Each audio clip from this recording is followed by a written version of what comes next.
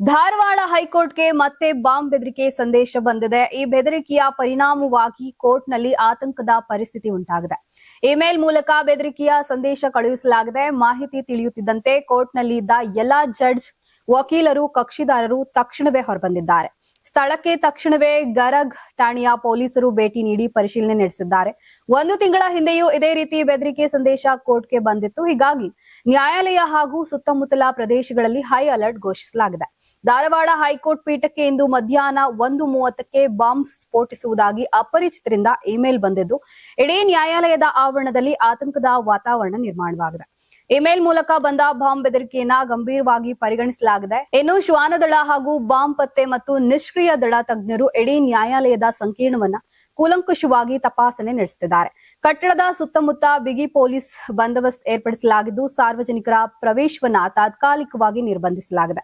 Bomb ಬೆದರಿಕೆ email ಮೂಲದ ಬಗ್ಗೆ ಸೈಬರ್ ಕ್ರೈಂ ಪೊಲೀಸರು ತನಿಖೆ ಆರಂಭಿಸಿದ್ದಾರೆ. ಇದು ಕಿಡಿಗೇಡಿಗಳ ಕೃತ್ಯವೇ ಅಥವಾ ಬೇರೆ ಯಾರಾದರೂ ಸಂಚೆ ಎಂಬುದು ತಪಾಸಣೆಯ ನಂತರವಷ್ಟೇ ತಿಳಿದು ಬರಬೇಕಿದೆ. ಸಂಗಮೇಶ್, ಕರ್ನಾಟಕ ಟಿವಿ, ಧಾರವಾಡ.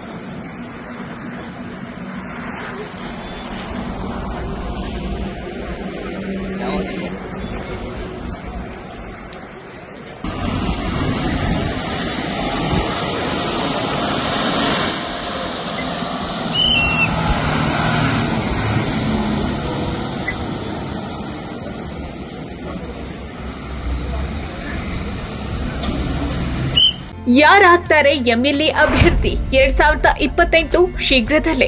ಪ್ರತಿದಿನ ಒಂದೊಂದು ಕ್ಷೇತ್ರದ ಟಿಕೆಟ್ ಆಕಾಂಕ್ಷಿಗಳ ಸಂಪೂರ್ಣ ಮಾಹಿತಿ ಪೊಲಿಟಿಕಲ್ ಜರ್ನಲಿಸ್ಟ್ ಕೆಎಂ ಶಿವಕುಮಾರ್ ಅವರಿಂದ.